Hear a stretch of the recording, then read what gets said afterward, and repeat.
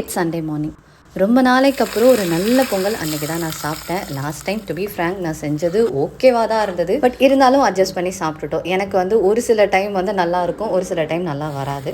But இந்த time அம்மா செஞ்சது நல்லா இருந்தது. என் லஞ்சுக்கு வந்து சிம்பிளாக சிக்கன் இல்லைனா மட்டன் பிரியாணி, முட்டை வேக வச்சு அதோடு விட்டுடலான்னாங்க. எனக்கு வந்து மீன் குழம்பு சாப்பிட்டே ஆகணும்னு செஞ்சாங்கன்னா ஒரு 2-3 நாள் அதையும் வச்சு ஊட்டிடுவேன் இல்லையா, அதனால் மீன் தான் வாங்கிட்டு வர சொல்லியிருந்தேன்.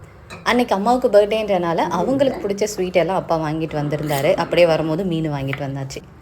என்கிட்ட இந்த குட்டி சாணம் பிடிக்கிற கல் இருக்குது, இருந்தாலும் நான் தேய்க்கும் போது அந்த ஷார்ப்னஸ் வரல. ஸோ அப்பா வந்ததுக்கப்புறம் இருந்த எல்லா கத்தியுமே கொடுத்து நல்லா ஷார்ப் பண்ணி வச்சுட்டேன். இப்போ வந்து வெண்ணெய் வெட்டி மாதிரி அந்த கத்தி கூட சூப்பராக கட் பண்ணேன். அண்ட் மீன் வந்து ரொம்ப கம்மியாக தான் வாங்கணும். 2 பேருமே வந்து ஃப்ரை அதிகமாக சாப்பிட மாட்டாங்க. அத்தை மாமாவும் சாப்பிட மாட்டாங்க, இவங்களும் சாப்பிட மாட்டாங்க. ஸோ குழம்பு மீன் தான் நாங்கள் எப்போவுமே அதிகமாக போடுவோம். அண்ட் மீன் குழம்புலாம் செஞ்சு அன்றைக்கே சாப்பிட்றத விட நெக்ஸ்ட் டே இல்லை அதுக்கடுத்த டே வந்து சூடு பண்ணி சாப்பிட்டா சூப்பராக இருக்கும். ஸோ ஒரு பெரிய கடாய் ஃபுல்லாகவே எனக்கு மீன் குழம்பு அம்மா வச்சு தர சொல்லியாச்சு.